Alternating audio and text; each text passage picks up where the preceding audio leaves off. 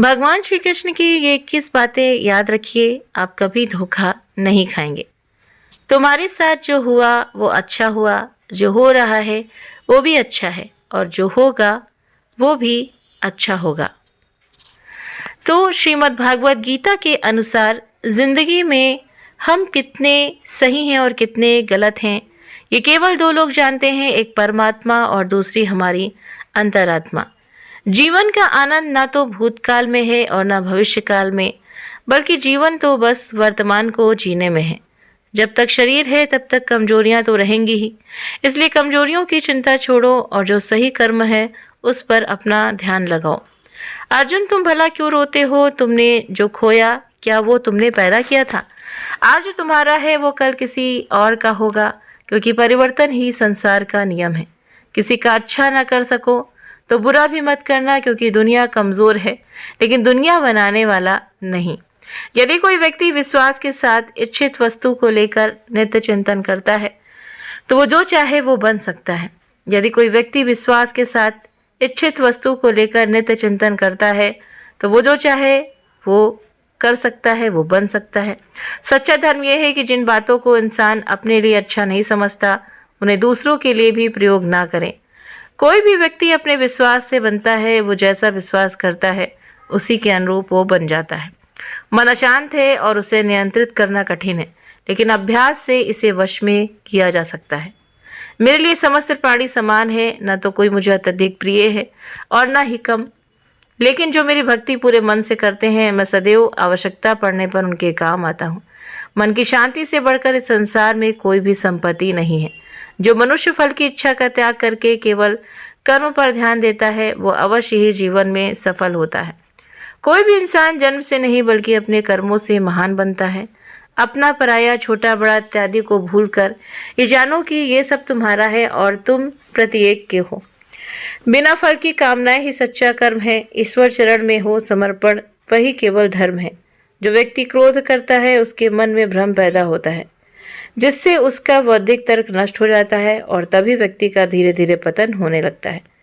गीता में लिखा है, जब इंसान की जरूरत बदल जाती है तब इंसान के बात करने का तरीका बदल जाता है। इस संपूर्ण संसार में अब कीर्ति मृत्यु से भी अधिक खराब होती है। सदैव संदेह करने वाले व्यक्ति के लिए प्रसन्नता न इस लोक में है और न कहीं और। जीवन में सफलता का ताला दो चाबियों से खुलता है, एक कठिन परिश्रम और दूसरा दृढ़ संकल्प से। जो मन को नियंत्रित नहीं करते उनके लिए वो शत्रु के समान कार्य करता है। जन्म लेने वाले के लिए मृत्यु उतनी ही निश्चित है जितना कि मृत होने वाले के लिए जन्म लेना। इसलिए जो अपरिहार्य है उस पर शोक मत करो। श्रीमद् भागवत गीता के अनुसार नरक के 3 द्वार हैं, क्रोध, वासना और लालच। क्रोध से भ्रम पैदा होता है, भ्रम से बुद्धि व्यग्र होती है और जब बुद्धि व्यग्र होती है तब तर्क नष्ट हो जाता है। जब तर्क नष्ट होता है तब व्यक्ति का पतन हो जाता है। सदैव संदेह करने वाले व्यक्ति के लिए प्रसन्नता तीनों लोक में कहीं भी नहीं है।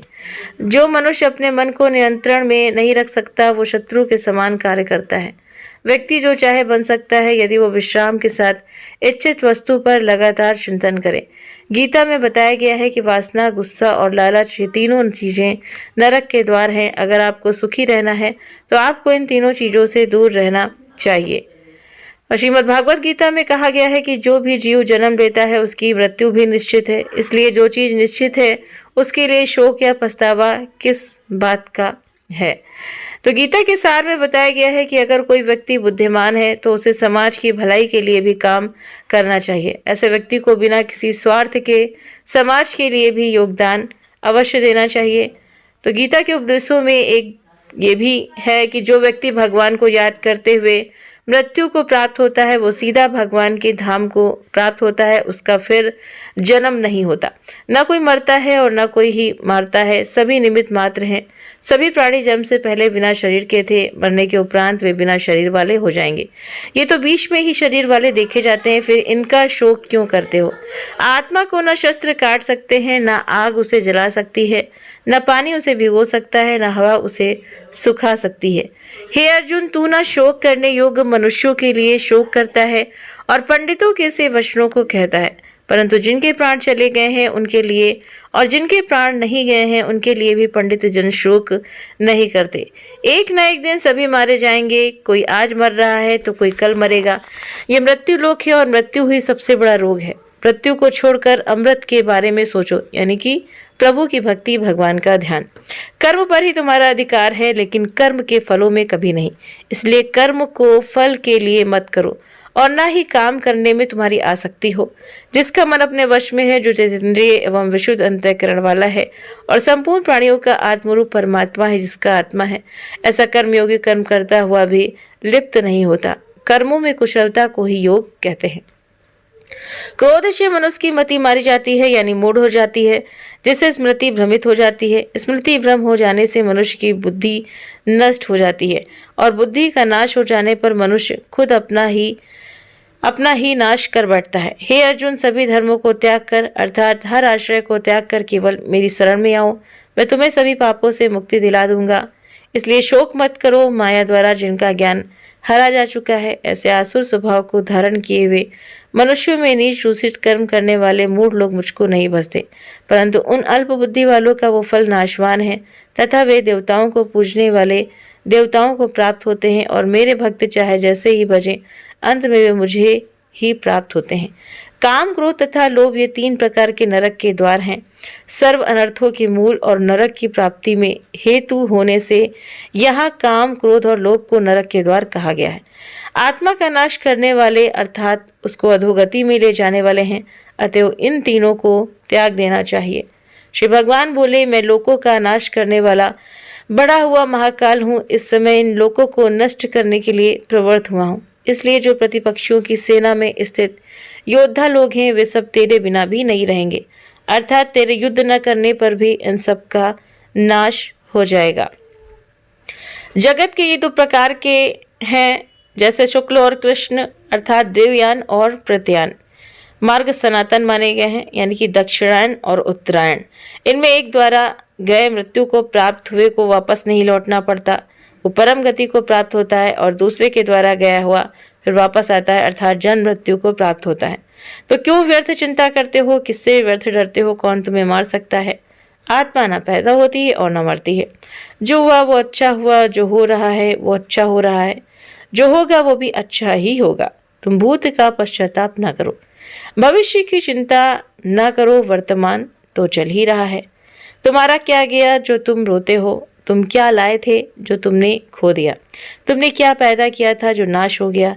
न तुम कुछ लेकर आए, जो लिया यहीं से लिया, जो दिया यहीं पर दिया, और जो लिया इसी भगवान से लिया, जो दिया इसी को दिया।